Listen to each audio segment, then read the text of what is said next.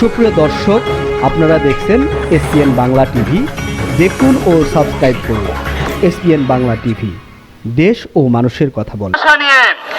আমার প্রিয় সাংবাদিক ভাই ও বন্ধুরা, আপনারা মিডিয়ার মাধ্যমে আমাদের যারা এসি গাড়িতে আর ওই সংসদ ভবনে বসে বসে সকল তামাশা দেখে তাদের দৃষ্টিগোচর করুন। প্রিয় বন্ধুরা, আজকে যদি একটা ধর্ষণের সঠিক বিচার হতো, তাহলে কোন ধর্ষক এভাবে আর কোন সন্তান বা মা বোনেরকে ধর্ষণ করে তাদের জীবন দিতে হতো না। আপনারা জানেন, গত বছর মাগুরাতে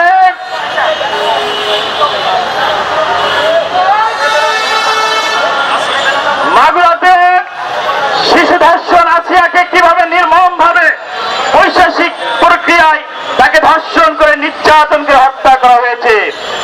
সেদিন যদি স্বতঃস্ফূর্ত ভাবে ওই সকল ধর্ষকদের বিচার করা হতো, ফাঁসির কাস্টে ঝুলানো হতো, তাহলে আজ নতুন করে আর কোনো ধর্ষণ হতো না। আপনারা শুধু তাই নয়, আপনারা জানেন, দিনের পর দিন, রাতের পর রাত, মাসের পর মাস এভাবে আমাদের বোনেরা, আমাদের সন্তানেরা ঘর থেকে বেরিয়ে নিরাপদে আর ঘরে ফিরতে পারে না। তার একটি কারণ, কোন ধর্ষণ, কোন খুনের যথাযথ এবং সঠিক বিচার হয় না। আইন আছে, আইনের প্রয়োগ নেই। আমরা বর্তমান সরকারকে বলতে চাই, অনতিবিলম্বে এ সকল ধর্ষক এবং খুনিদেরকে বিচারের আওতায় এনে দৃষ্টান্তমূলক ব্যবস্থা নিন। 24 ঘন্টার মধ্যে রাইচা হত্যার যারা আসামি, তাদেরকে ফাঁসির কাস্টে ঝুলিয়ে দৃষ্টান্ত স্থাপন করুন। কতটা ধিক্কার, কতটা ঘৃণার এবং কতটা কষ্ট বুকে নিয়ে রাইসার বাবা মিডিয়ার সামনে বলেছেন, আপনারা কি বিচার করতে পারবেন? আমি বিচার চাই না। কে বিচার করবে? কার বিচার করবে? আমার সন্তানকে কি আপনারা ফিরিয়ে দিতে পারবেন? আপনারা কি দৃষ্টান্ত স্থাপন করতে পারবেন? এই ধিক্কার শুধু রাইসার বাবার একার নয়, 18 কোটি বাঙালির। আজ যদি বিচার হতো, তাহলে কোন পিতাকে এভাবে ক্ষোভ প্রকাশ করতে হতো না। এই ক্ষোভ শুধু রাইসার বাবার নয়, এই ক্ষোভ শুধু রাইসার বাবা একা মিডিয়াতে দেননি, এই ক্ষোভ সকল প্রশাসনের উপর ধিক্কার স্বরূপ, এই ক্ষোভ বর্তমান সরকারের ধিক্কার স্বরূপ। নির্বাচনের আগে তথাকথিত একটি রাজনৈতিক ইসলামিক রাজনৈতিক দল জান্নাতের টিকিট দিয়ে তারা ক্ষমতার মসনদে বসেছে। কথায় কথায় বলা হয়, অনেক মুফতি মুহাদ্দিসগণ বলেন, দেশ অস্বাধীনতার কারণে, অশোভন পোশাকের কারণে, ওয়েস্টার্ন ড্রেস পরে যার জন্য ধর্ষণ প্রক্রিয়া বেড়ে গিয়েছে। আমি তাদেরকে বলতে চাই, 7 বছরের রাইসার কি পর্দার প্রয়োজন ছিল? কি পর্দার প্রয়োজন ছিল তার? এবং যারা বলাৎকারের শিকার হচ্ছে শিশুরা, তাদের কোন পর্দার প্রয়োজন ছিল?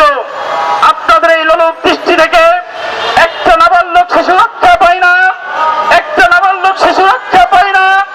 আপনারা বড় বড় কথা বলেন, তার কারণ হচ্ছে এ সকল তো আপনাদেরই এজেন্ডা, আপনাদের উত্তরসূরি। আপনারা অতিবিলম্বে এগুলোর তীব্র প্রতিবাদ করে মাঠে নামুন। আমরা দেখতে চাই আপনারা এর প্রতিবাদের জন্য রাজপথে সোচ্চার হয়েছেন। আপনাদের তো এখন দেখি না কোনো মায়া কান্না, আমরা তো দেখি না কোনো একটি ধর্ষণের বিরুদ্ধে আপনারা রাজপথে নেমেছেন, আমরা তো দেখি না আপনারা কোনো আন্দোলন করেছেন। আমার সংগ্রামী ভাইরা, এর তীব্র প্রতিবাদ জানাতে হবে, এর তীব্র নিন্দা জানাতে হবে, রাজপথে নেমে দুর্গর আন্দোলন করে তুলতে হবে। তার একটি কারণ, যদি আজকের প্রতিবাদ না হয়, যদি এর ন্যায় বিচার না হয়, তাহলে প্রতিদিন আমার সন্তান, আমার বোনেরা এভাবে ধর্ষণের শিকার হয়ে জীবন দিতে হবে। আমার বন্ধুরা, হৃদয়ে রক্তক্ষরণ হয় যেভাবে যেভাবে একটা শিশুকে ধর্ষণ করে তার আলামত ধ্বংস করার জন্য মাথা আলাদা করে বডিকে দ্বিখণ্ডিত করে করা হয়েছে। আমরা বাংলাদেশ ইসলামী ফ্রন্টের পক্ষ থেকে বলবো 24 ঘন্টার মধ্যে তাকে রাজধানীর প্রকাশ্যে মাঠে ময়দানে বাইতুল মোকাররমের সামনে এই সকল ধর্ষকদেরকে প্রকাশ্যে ফাঁসি দিয়ে অথবা গুলি করে হত্যা করা হোক। আমি আমার বক্তব্য দীর্ঘায়িত করব না। এখানে আমার সিনিয়র অনেক রাজনৈতিক ব্যক্তিত্ব আছেন, তারা মূল্যবান কথা বলবেন, তারা গুরুত্বপূর্ণ আলোচনা রাখবেন। পাশে আমাদের আরো সহধর্মিনী ভাইরা আছেন, আপনারা দেখতে পাচ্ছেন মুসলিম মানুষ শ্রমিকেরা তারাও একটি দাবি নিয়ে মাঠে নেমেছে। আমরা তাদের সাথে একাত্ম প্রকাশ করি। যৌক্তিক সকল আন্দোলনের পক্ষে বাংলাদেশ ইসলামী ফ্রন্ট এবং বাংলাদেশ ইসলামী সমন্বয় পরিষদ সকল সময় থেকেছে এবং থাকবে।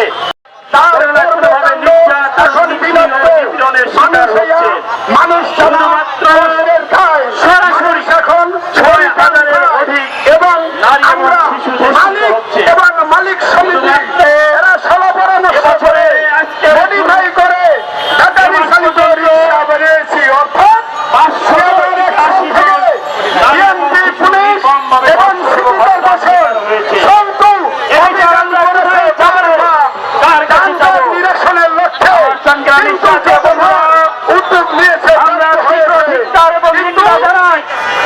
ইঞ্জিন গাড়ির সাথে মূল্যবান বক্তব্য রাখবেন যুগ্ম সাংগঠনিক সম্পাদক বাংলাদেশ কংগ্রেসের যুগ্ম সাংগঠনিক